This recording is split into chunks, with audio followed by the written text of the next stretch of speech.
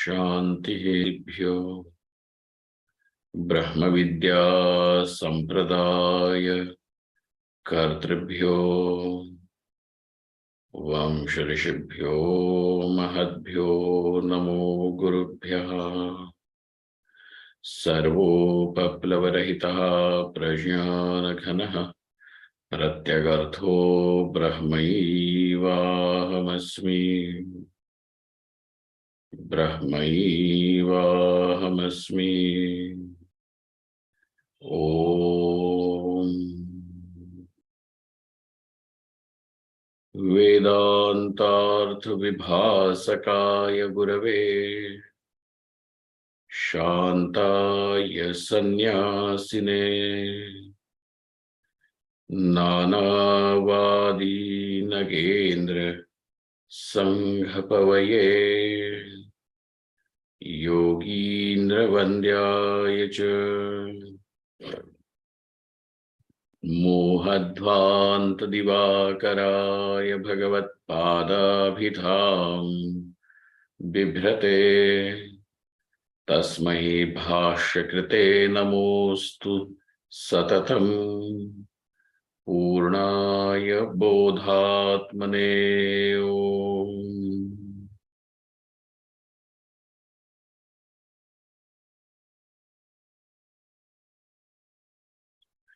ब्रह्माहं यत्प्रसादेन मयि विश्वं प्रकल्पितं श्रीमत्स्वयं प्रकाशाख्यं प्रणौमि जगतां गुरुं। यः परमात्मा जगत्सृष्ट्वा प्रविवेश पुनः स्वयं तं कृष्णं प्रत्यगात्मानं वन्दे गोपीमनोहरम्।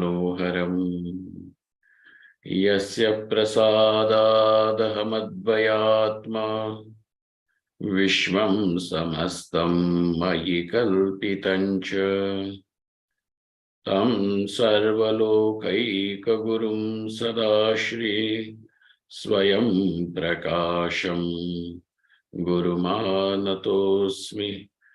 गुरूणां चरणां भोजं प्रणिपत्य निरन्तरं तत्कृपालेशतोऽद्वैत चिन्ताकौस्तुभमारभे। ओम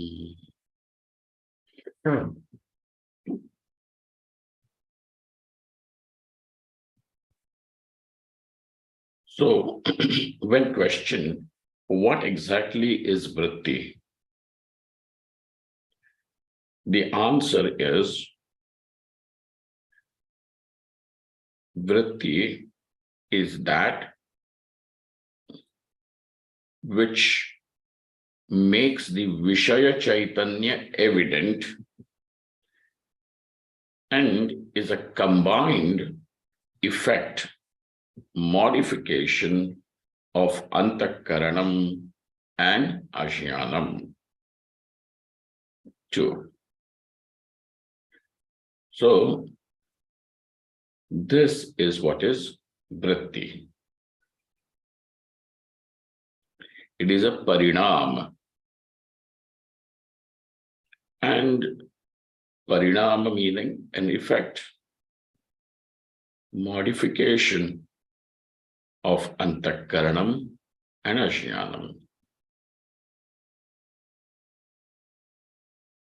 Along with that, this vritti has one more specific capacity, and that capacity is to make the Vishaya Chaitanya evident. How does the Vishaya Chaitanya becomes evident? So the question would be, what is it that is preventing the Vishaya Chaitanya from becoming evident at this moment?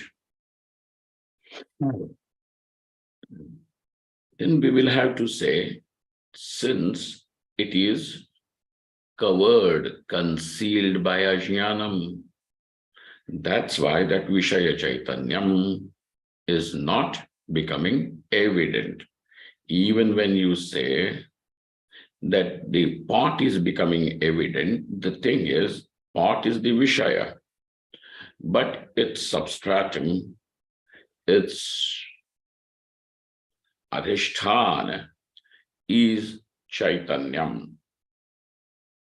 And so therefore, the Chaitanyam, the consciousness, existence, which is as though limited by the pot. So therefore, now what is this? It is Ghatavachinna Chaitanyam, Vishayavachinna Chaitanyam. Avachinna means, avacheda means the limitation. That what is limited by the limitation then is called as avachinna. So avacheda and avachinna. What is the Vishaya? Ghata. What is it limiting? The Chaitanyam. And therefore, the right word would be Ghatavachinna Chaitanyam. Now, this Ghatavachinna Chaitanyam also can be said as Ghata Chaitanyam. And so, hey, Ghata is one Vishaya, but every Vishaya, when you want to bring in everything into this, under this one umbrella, what will you say? Vishaya Chaitanya. So this Vishaya Chaitanya becomes evident because of the vritti. What is it that is preventing it from becoming evident? The ajnanam. All right, sir. But this ajnanam also has these two aspects. One is that,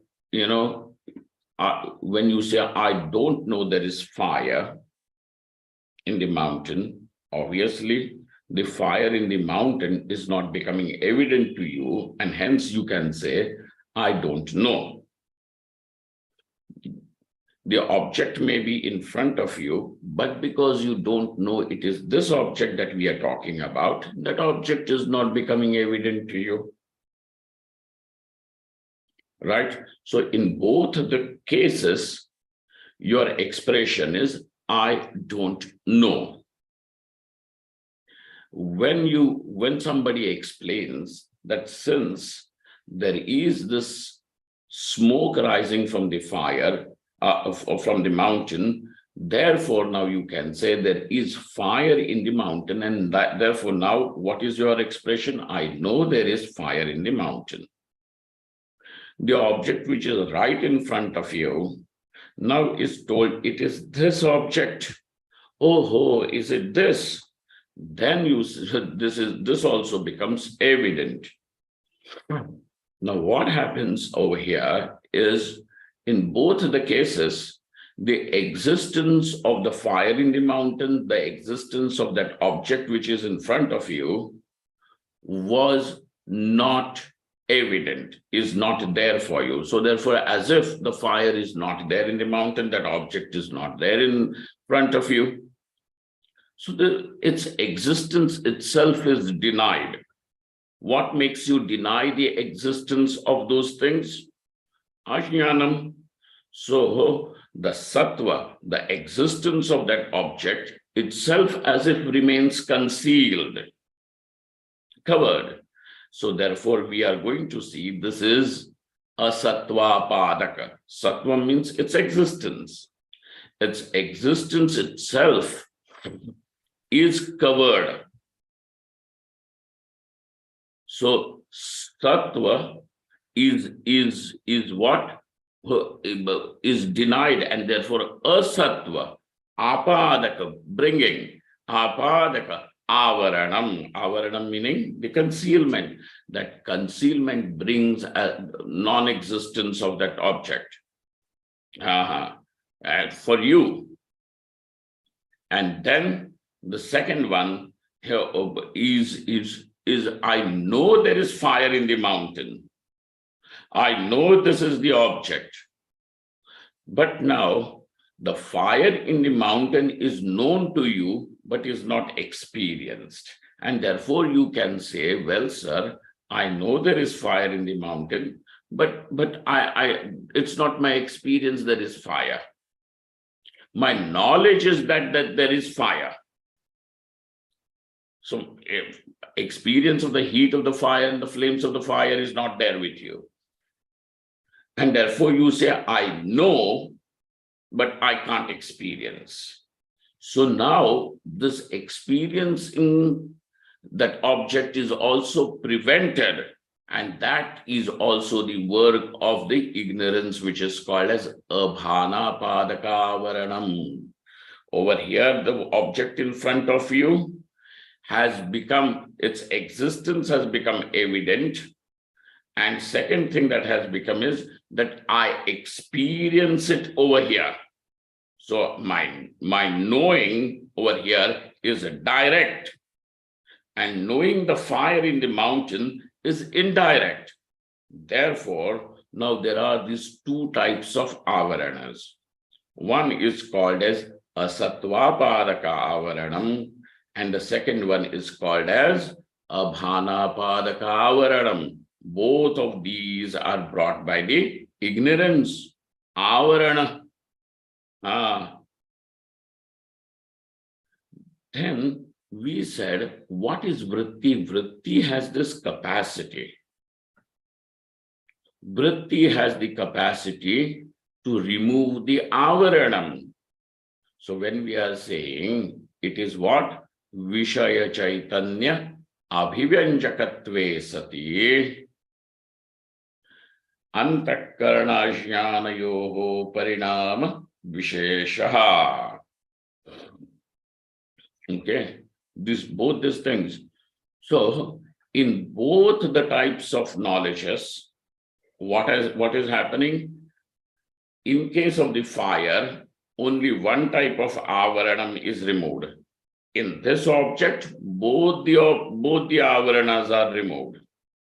But though in case of the fire, the abhana padaka avaranam is not removed, yet this asatva padaka avaranam is removed, which means the vritti has the capacity to remove the avaranam. It has the capacity, only then it will be called as a vritti. That's why over here, smriti, etc., memory, etc., is not called as vritti in Vedanta. It is, even smriti is also a modification. But we do not admit smriti, memory, etc., as a vritti. Why? Because smriti is not going to remove any avaranam. Smriti, for the smriti to take place, the avaranam has to be removed, and then it will become a memory, and that can spring up whenever the samskaras are awakened. The memory will come. But the vritti will take place, and when it removes, when the modification of the mind removes the avaranam of the Vishaya Chaitanya, only then such modification is called as vritti in Vedanta. Unlike over there in the Yoga Sutra. Yoga Sutra calls memory, etc., also as a vritti. But remember, for us, vritti is that which removes the avaranam. We are not denying that kama, krodha, smriti, etc. are not modifications of the mind. We admit they are also modifications of the mind, but we cannot bring them under the vritti, because vritti has to have this quality. What is that? Vishaya Chaitanya Abhivyanjakatvam has to be there. What is Abhivyanjakatvam? Therefore, avarana nivartakatvam. So avarana nivartakatvam, the quality, the capacity to remove the avaranam has to be there in that modification of the mind. Only then will it be called as only then will it be called as vritti. It will be called as vritti. Well, sir, that's fine. Now we have understood that what exactly you mean by vritti. Modification of the mind and the ignorance, combined modification of the mind and ignorance, which removes the concealment of the Vishaya Chaitanya. What kind of concealment? Any kind of concealment, because there are just these two concealments: asatva padaka avaranam, abhana padaka avaranam. It can remove any or both. But the very fact that if it removes, then only it is vritti. Okay? So we have understood this much. Sir, you have said that it is a modification. Parinama. It is a parinama. Parinama means modification and effect. So can you please tell us what exactly do you mean by parinama? So that what is immediately that comes to you when you say that this is the curd is the modification of the milk. The curd is the modification of the milk. Means, what do you mean to say? Do you see the milk in the same form anymore? Is it the same form? It may be in the same vessel where you kept the milk to cuddle. So till that point, it is still milk. But next morning when you wake up, you don't call it as milk because the form has changed. So, and that form means just not that what is visible to the eye, over there, even the quality, etc. So now, when demanded, what is the definition of parinama? What is it that you are immediately going to say? That the change of form is called as modification.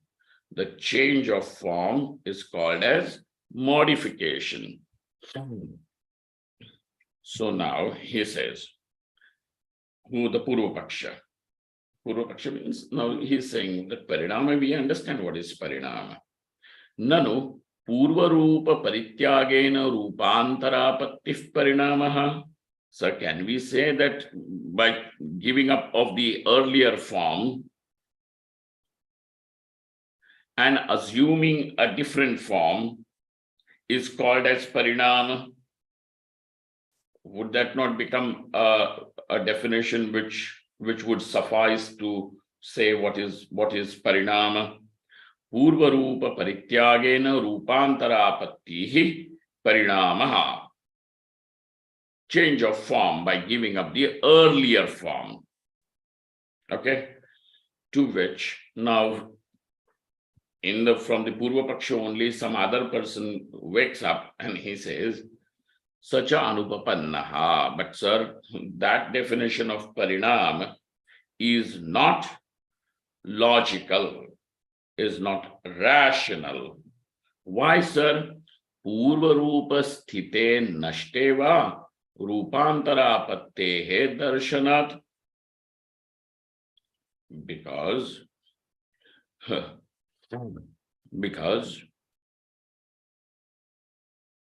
whether the earlier form is destroyed or not destroyed,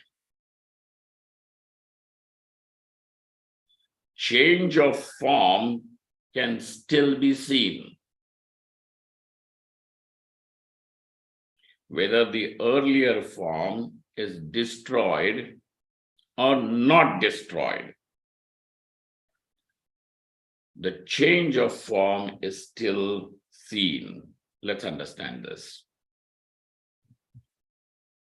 Now we understand this physical world that is there in front of us is the parinama of Prithvi.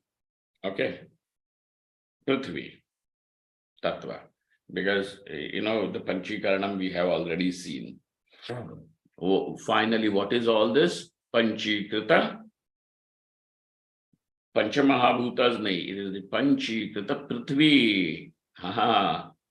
Parthiva, where the Prithvi Amsha is predominant. So all this, where a table and chair and all the books and pen and the bodies that we have, whether it is a body of a human being or a buffalo, this is all Panchikrita Prithvi.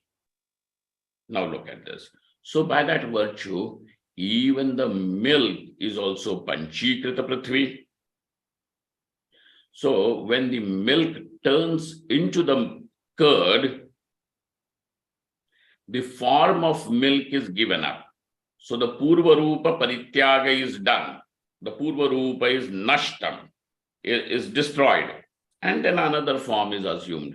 But when we are saying that it is the parinama, even the milk is also the parinama of Panchikrita Prithvi, then, and the curd is also Panchikrita Prithvi. So the form of Panchikrita Prithvi is not changed. Form of milk is changed, but the form of Panchikrita Prithvi is not changed. And therefore, Purva Rupa Sthite. So when the Purva Rupa, what is the Purva Rupa? Panchikrita Prithvi. That remains as it is. And yet there is Rupantaram. And yet there is Rupantaram. Sarita? Yes, Swamiji. ये बात समझ में आ रही है? पूर्व रूप स्थिते अपि रूपांतर is possible? Yes, Swamiji. अच्छा, पूर्व रूप नष्टे अपि रूपांतर is also possible? Yes, Swamiji. In case of milk and curd, Purva Rupa is destroyed. And then a new form is assumed. Correct, Chakresh? Swami ji, last time जब ये चैप्टर चला था तो इस पे क्वेश्चन था स्वामी जी, ये आदर्शनाथ है या दर्शनाथ है? जी स्वामी। हाय राम, हमने फिर से वही गलती कर दिया। अदर्शनाथ, रूपांतरापत्ते अदर्शनाथ। चलो अदर्शनाथ करो। So as curd also, Rupantaram is not seen because it is still Panchikrita Prithvi only. Yes, Swami. Yes, Swami. Okay. And therefore, just to say that Rupantaram is called as Parinam is Anupapannam. Okay. ठीक है? चक्रेश, आदर्शनाथ अब लग रहा है क्या? नहीं स्वामी जी, मेरा तो कंफ्यूजन है इस लाइन में। स्वामी जी, जो पंचीकृत पृथ्वी है उसका रूपांतर होने से भी वो वही रहता है। नहीं, रूपांतर कहाँ हुआ? पंचीकृत पृथ्वी तो पंचीकृत पृथ्वी ही रही, रूपांतर हुआ ही नहीं। पूर्व रूप परित्याग हुआ, परंतु फिर भी पंचीकृत पृथ्वी ही रही। जी, रूपांतर का दर्शन नहीं हुआ। जी ठीक है चक्रेश? जी स्वामी जी। अब अर्दर्शनाथ लग रहा है क्या? स्वामी जी एक बार फिर से अगर आप एक्सप्लेन करें तो। ठीक है, करता हूँ। Doctor Mangala, are you getting it?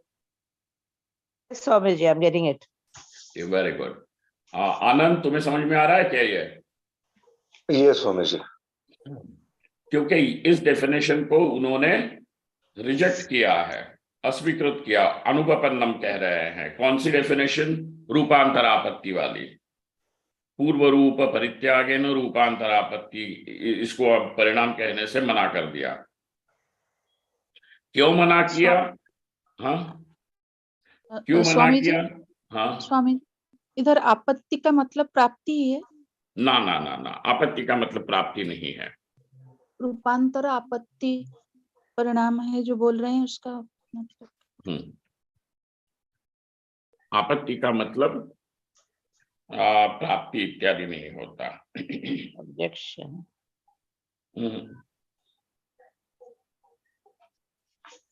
एक मिनट, हम आपको अभी बता।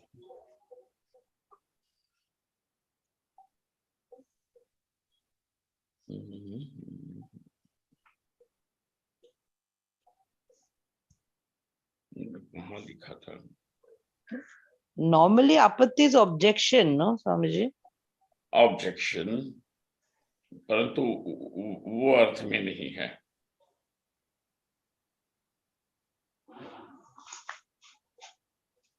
एक मिनट, मैंने I have kept it for you somewhere.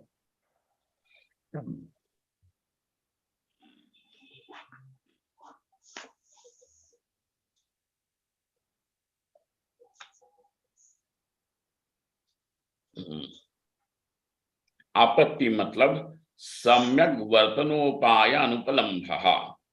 लिख लेना किसी को अगर लिखना हो तो। सम्यक वर्तनोपाय अनुपलम्भः।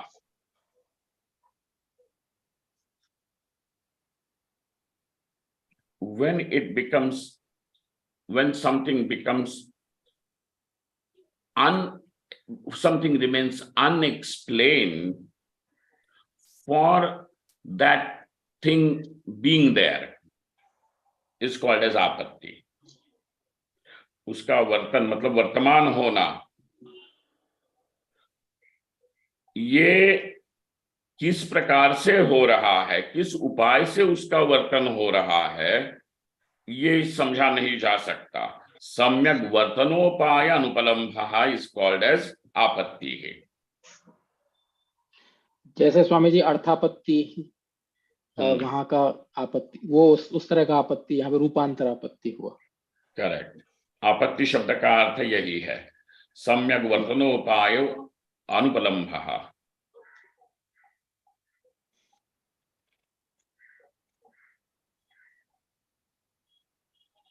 सरिता ठीक है? मतलब केवल ऑब्जेक्शन बोलने से ये नहीं होता कि वो वस्तु है, परंतु किस प्रकार से ये यहाँ है ये समझा नहीं जा सकता या समझाया नहीं गया, तब वो आपत्ति है। जी स्वामी जी। एक प्रकार से ऑब्जेक्शन ही है, परंतु दिस इज मोर स्पेसिफिक। चलो ठीक है। लेकिन स्वामी जी इधर जो बोल रहे हैं कि पूर्व रूप परित्याग करके रूपांतर आपत्ति का मतलब परिणाम, मतलब इधर तो प्राप्ति का अर्थ निकलता है। पूर्व रूप को परित्याग करके रूपांतर का प्राप्ति होता है, उसी को परिणाम बोले हैं। वह अदर्शनात् है। नहीं, पूर्व पहली वाली पंक्ति की बात कर रही है ना वो। अच्छा, पूर्व रूप परित्यागेन रूपांतरापत्ति ही परिणामः।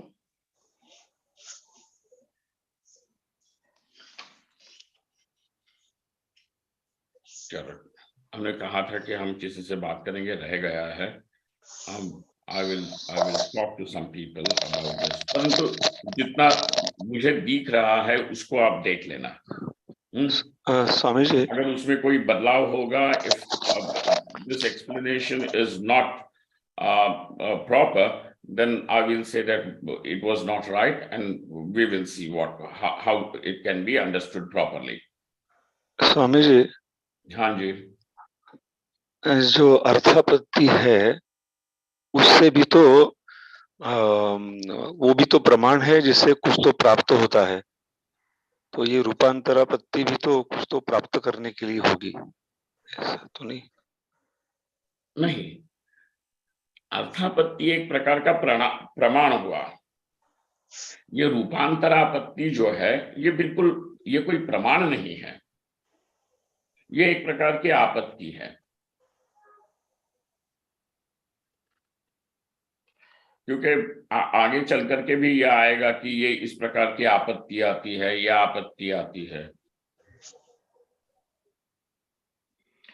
स्वामी जी, इस लाइन का यह मतलब हो सकता है क्या कि जैसा इसमें कहा गया है कि पूर्व रूप के परित्याग होने पर दूसरी वस्तु की प्राप्ति नहीं हुआ करती, जैसा ये कह रहे हैं, तो जो हमारा अंतःकरण है उसका परिणाम विशेष है वृत्ति। तो क्या इसका मतलब ये है कि अंतःकरण नष्ट हो गया वृत्ति में कन्वर्ट होके? ऐसा तो नहीं है, अंतःकरण तो रहता है फिर भी। तो क्या यह मतलब है यहाँ पर कहने का कि पूर्व रूप परित्यागेन?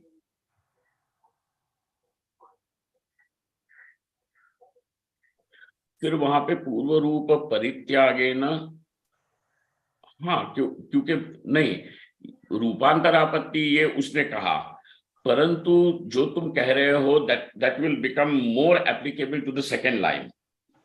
यस, उसी लाइन की बोल रहा हूँ समझिए। हाँ, यस यस, क्योंकि अंतःकरण नष्ट हुआ तो नहीं दिखता, अंतःकरण अंतःकरण ही रहता है।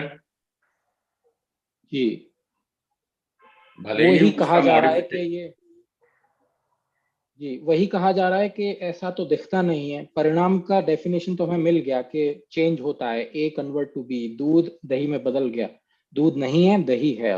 अब वृत्ति की अगर बात करें तो वो अंतःकरण का परिणाम विशेष है। तो क्या बिल्कुल पूर्व बिल्कुल, रूप वेरी गुड, परित्यागेन वेरी अंतःकरण गुड, खत्म हो गया? Very good. वो वाली बात समझ में आ रही है थोड़ी। हाँ, परंतु वो रूपांतरापत्य है अदर्शनात्, वहां पे अदर्शनात् तो तुम्हारे एक्सप्लेनेशन में लग जाता है, the way you have thought it. हाँ, वहां पे अदर्शनात् तो बिल्कुल ही लगता है। तो फिर ये वृत्ति परिणाम विशेष कैसे हुई? क्योंकि एग्जैक्टली, अंतःकरण तो दिस इज है। Then the objection. तो वृत्ति को तुम परिणाम नहीं बोल सकते हो अगर, if this is your definition. ठीक कहा, दिस इज गुड, परंतु मैं I will just discuss it with someone and we will have this portion properly thought out. ठीक है, हम इसको यहाँ पे रख देते हैं, परंतु इतना समझ लेते हैं कि ये जो पहली वाली परिभाषा जो दी है उसको, इस लक्षण को तो रिजेक्ट कर दिया कि इसको हम परिणाम नहीं कह सकते हैं। इसीलिए परिणाम needs to be defined, redefined more specifically, because the first definition is unable to define parinam properly. ठीक है, इतना तो समझ में, इतना तो we can keep it। हाँ जी,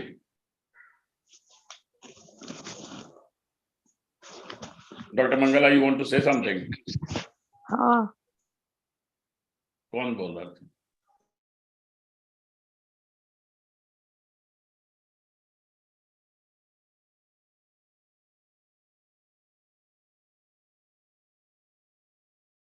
ठीक, so we'll move further. किंच वेदांतवादस्तु विवर्तवादः इति अभ्युपगमात् परिणामवादाश्रयणे सिद्धांत विरोधापत्तिः च इति अतः आह परिणामो नामेति। But sir, in the Vedanta, you accept vivartavad. You do not accept parinamavad. Okay, so now if you are going to resort to the parinamavad, then you will be doing siddhanta virodha. Okay, this will be the apatti. That why are you resorting to something that is not acceptable to you over here? So this becomes like politicians, for convenience sake, they will take any argument.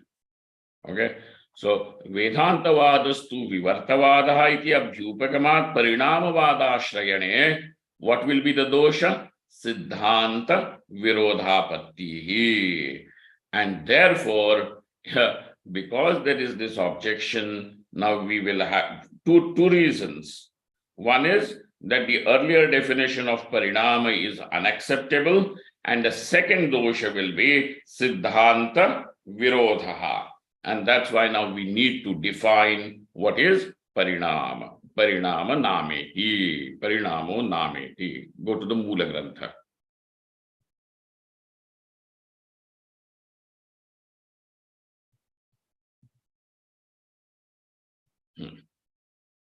मूल में आए हम लोग on the first, what is that page number? Whatever it is. 127. Correct. मिल गया? जी स्वामी जी। परिणामो नाम उपादान समसत्ता कोन्यथा भावः. What is called as parinama? Upadana samasatta konyatha bhavaha. It is not called as rupantaram. It is anyatha bhavaha. So if you have curd, it cannot be used as milk anymore. Anyatha bhav to hai hi.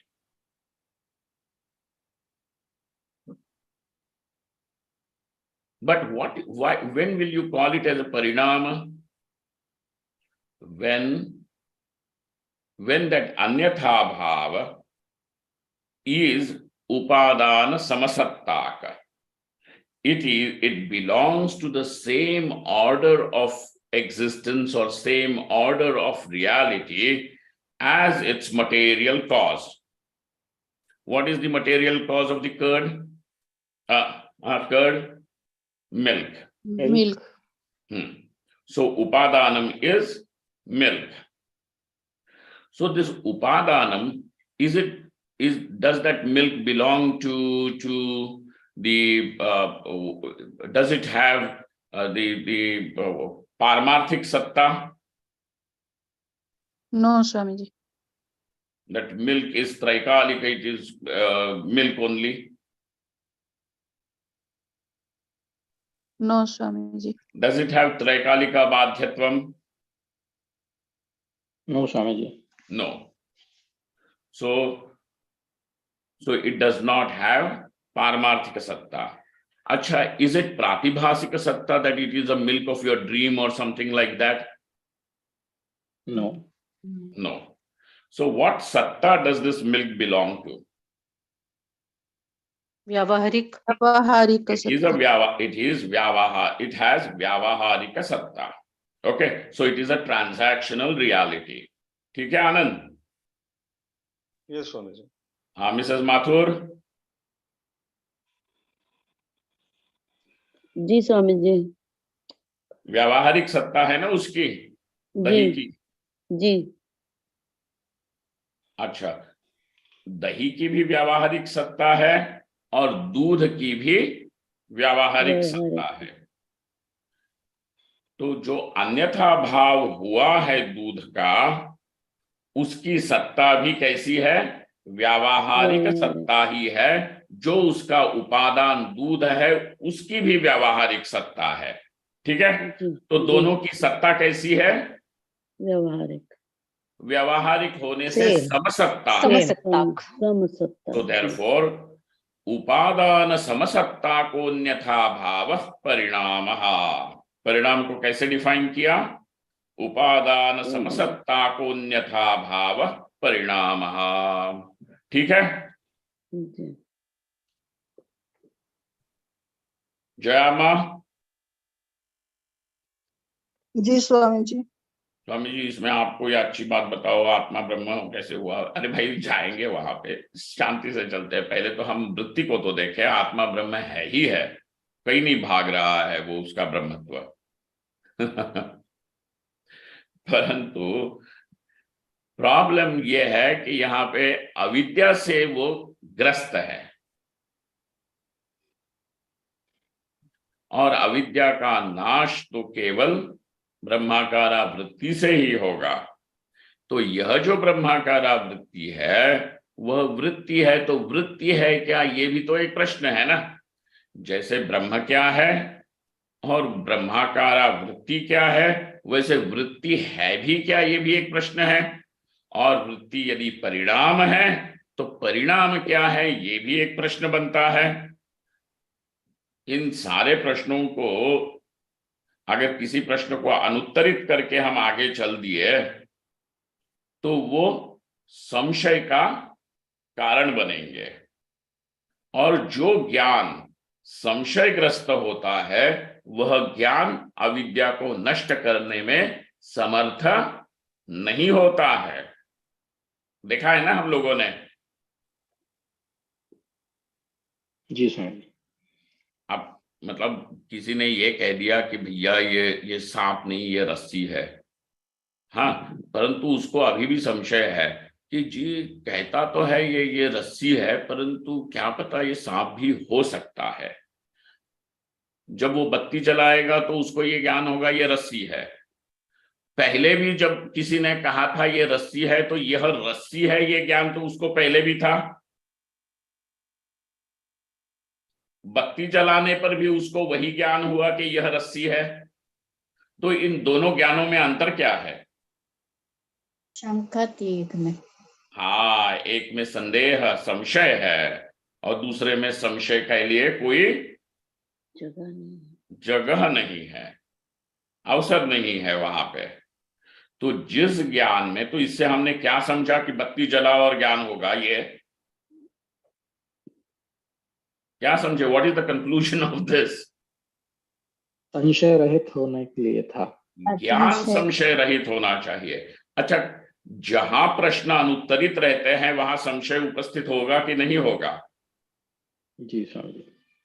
इसीलिए why are we going into such details is because we do not want to leave any space which will later on become a nuisance.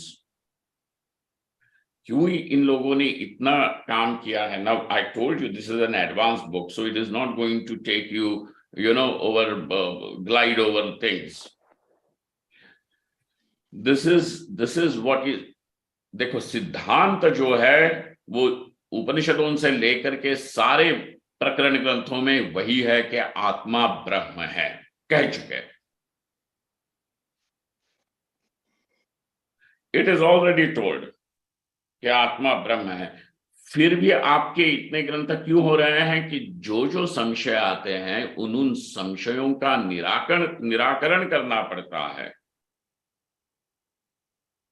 और देखो, मुंडे मुंडे मतिर भिन्ना, हर एक का दिमाग जो है वो बड़ा उपजाऊ ग्राउंड है, for fertile ground to create संशयस। संशय है तो किसी को शाप दे करके तो तुम नहीं ना कह सकते संशय है तो रहने दो। संशय है तो उसका निराकरण करना ही पड़ेगा। नहीं तो केवल श्रद्धा करो आत्मा ब्रह्म है, इतने भर से नहीं होगा, वो तो उपासना होगी। हम यहाँ पे उपासना, ठीक है, उपासना भी उपाय होता है, ये पहले देख चुके हैं कैसे बनता है। याद है ना, वो उपासना प्रकरण में आया था कि वैश्वानर की उपासना, हिरण्यगर्भ की उपासना, ईश्वर की उपासना इत्यादि देखे हैं ना इन द फर्स्ट चैप्टर। जी स्वामी जी। याद है क्या किसी को? मीरा भिड़े?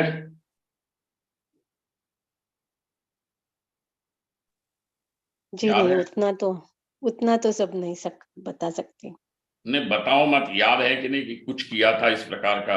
हाँ, किया तो था, वो मेडिटेशन में भी किया था। धन्यवाद, ठीक है। तो अब ये बोल रहे हैं कि परिणाम क्या है, तो उपादान समसत्ता को अन्यथा भाव परिणाम। और विवर्त क्या है? देखो, क्योंकि ऑब्जेक्शन क्या है कि तुम वेदांतियों का तो विवर्तवाद है, और अब वृत्ति को समझाने के लिए तो तुमने परिणामवाद का आश्रय कर लिया। और परिणामवाद का आश्रय करने का अर्थ यह है कि तुम अपने सिद्धांत से हट गए हो। वृत्ति को भी तुम कहो ना कि ये विवर्त है, तो हम कहते हैं इस प्रकार से नहीं, कोई चीज केवल ऑब्स्टिनेट दुराग्रही होकर के नहीं समझी जा सकती। ओके, ये संपूर्ण जगत परमेश्वर का विवर्त है, ये तो हम स्वीकार करते हैं, परंतु साथ ही साथ हम ये कहते हैं ये माया का परिणाम है ना। परमेश्वर का तो विवर्त है, परंतु माया का, अज्ञान का परिणाम है। तो हम विवर्तवाद जहां स्वीकार करना है वहां विवर्तवाद को रखे हुए ही है, परंतु हम ये नहीं कहते कि दही जो है वो दूध का विवर्त है। क्यों नहीं कह सकते? क्योंकि परिणाम ऐसा होता है कि जिसकी सत्ता अपने उपादान की सत्ता के समान होती है वह परिणाम है। दही की सत्ता भी व्यावहारिक है, दूध की सत्ता भी व्यावहारिक है। सत्ता मतलब नॉट पावर एंड ऑल, सत्ता मतलब एग्जिस्टेंस, ऑर्डर ऑफ एग्जिस्टेंस, ठीक है ना।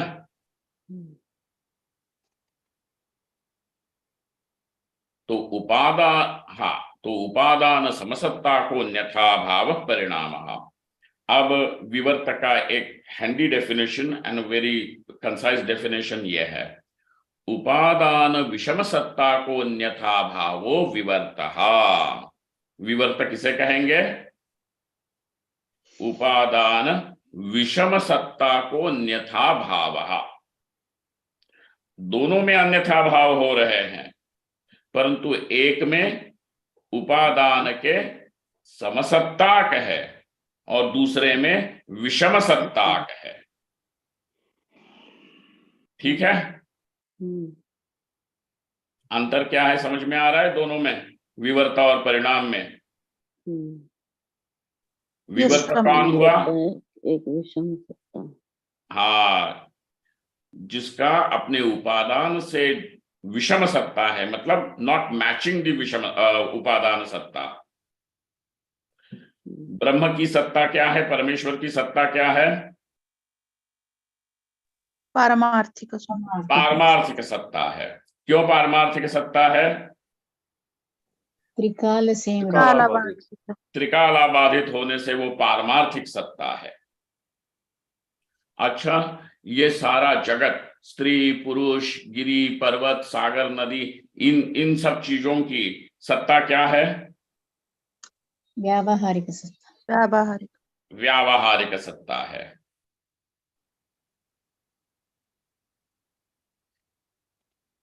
तो परमेश्वर की सत्ता, और परमेश्वर कारण है कि नहीं है? है। है। परमेश्वर तो कारण है ही। क्या परमेश्वर निमित्त कारण है केवल, कुम्हार के जैसा? नहीं, उपादान और निमित्त कारण, उपादान और निमित्त दोनों है। तो हम कैसे कहते हैं? अभिन्न निमित्तो कारण, निमित्त कारणम, अभिन्न निमित्तोपादान कारणम। ये वेदांत का परमेश्वर है हमारा। सब लोग गॉड गॉड बोलेंगे, गॉड का अर्थ क्या निकलेंगे? ओ द क्रिएटर। क्रिएटर मतलब क्या? कुम्हार की तरह क्रिएटर है क्या? कहीं दूर बैठ के गोले बना बना करके डाल रहा है? नहीं। हमारा अर्थ क्या है परमेश्वर का? उपादान भी वही है, निमित्त भी वही है। अभिन्न निमित्तोपादान कारणम, उसको हम कहते हैं ईश्वर, परमेश्वर। तो उपादान कारण तो है इस जगत का, परंतु ये बताओ कि ये जगत की सत्ता क्या है? जो आज दिख रहा है गिरी पर्वत, कल भी वो गिरी पर्वत वैसे ही रहेगा क्या? नहीं। तो आज जिसको तुम पहाड़ बोलते हो, कल अगर कोई अर्थक्वेक हो जाए तो प्लेट्यू हो जाएगा, तो पर्वत रहा क्या? वो मैदान हो जाएगा, रहेगा क्या? नहीं। Millions of years ago, that which was the ocean, now today it is all mountains. That which was mountains millions of years ago, they have all submerged and it has become sea, the ocean. तो इनकी सत्ता जो है वो पारमार्थिक सत्ता तो नहीं है, तो इनकी सत्ता क्या हुई? प्रातिभाषिक व्यवहारिक सत्ता है क्या ये? नहीं स्वामी जी। नहीं व्यवहार प्रातिभाषिक सत्ता इंडिविजुअल के लिए अलग अलग होती है।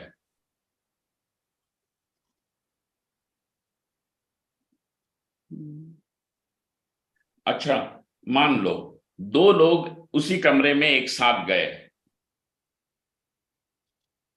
दोनों ने सांप देखा, लेकिन क्या ये बात सच्ची है कि जो सांप राम ने देखा वही सांप श्याम ने देखा? मतलब रज्जु सर्प, हाँ, हमारा रज्जु सर्प, बताओ। नहीं, जो सांप राम ने देखा, क्या वही सांप और उसने देखा श्याम ने देखा? नहीं स्वामी जी। उसी लेकिन जगह देखा जो लेकिन वही पहाड़ नहीं दिखा। राम देख रहा है वही पहाड़ श्याम देख रहा है। यस हाँ स्वामी जी। Yes, स्वामी जी। तो जो प्रातिभाषिक विषय है, is it not purely individual? Yes Swami ji. Yes Swami and जो व्यावहारिक सत्ता का विषय है वो सबके लिए समान है कि नहीं है? जी यस स्वामी जी। तो इसीलिए जो व्यावहारिक सत्ता है वो प्रातिभाषिक सत्ता से भिन्न माननी पड़ेगी। ठीक है, यस जी। माननी पड़ेगी। और इसीलिए विवर्त किसको कहेंगे कि जब जो अन्यथा भाव हुआ है उसकी सत्ता अपने उपादान से यदि भिन्न हो तब वह विवर्त है। अब देखना, अब दूसरे एक उदाहरण से इसको समझ लो। सर्प जो है वह रज्जु का विवर्त है। सर्प जो जी। है वह रज्जु का विवर्त विवर्त है। अब प्रश्न ये करते हैं कि रज्जु की सत्ता व्यावहारिक है और सर्प की सत्ता प्रातिभाषिक प्रातिभाषिक। प्रातिभाषिक है। और चूंकि इन दोनों की, और बिना रज्जु के सर्प होता क्या? नहीं। नहीं जैसे बिना मिट्टी के घड़ा नहीं हो सकता, वैसे ही बिना रज्जु के सर्प होगा क्या? नहीं, नहीं नहीं। होगा। इसलिए बलात् हमको कहना पड़ेगा कि रज्जु जो है वो उपादान तो है, it is a material cause, परंतु मटेरियल कॉज होने पर भी परिणाम सर्प जो है उसकी सत्ता कैसी है? अपने उपादान से भिन्न है। भिन्न है। और इसीलिए विषम सत्ता को होने से सर्प क्या हुआ? विवर्त। वर्त। विवर्त है। तो विवर्त हम कब कहेंगे? जब जो अन्यथा भाव है वह अपने उपादान से भिन्न सत्ता वाला हो, विषम सत्ता वाला हो, तब उसे विवर्त कहेंगे। ठीक है, तो परिणाम और विवर्त में अंतर तो समझ में आया। हाँ जी। अब जो उन्होंने प्रश्न किया था कि भाई तुम तो विवर्तवादी हो, यहाँ पे परिणामवाद का आश्रय क्यों कर रहे हो, है ना? प्रश्न किया था कि तुम वेदांती लोग तो विवर्तवादी हो, तुम विवर्त को जगत कैसा बना है तो कहा कहते हो कि परमेश्वर का विवर्त है। अब तुम कहां से अचानक परिणामवाद को स्वीकार करने के लिए तैयार हो गए? तब अब इसका भी जवाब देना पड़ेगा। इति भेदाद, इति भेदाद, किसके भेदाद?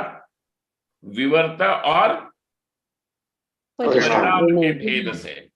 परिणाम है ना, अंतर है ना परिणाम और विवर्त में।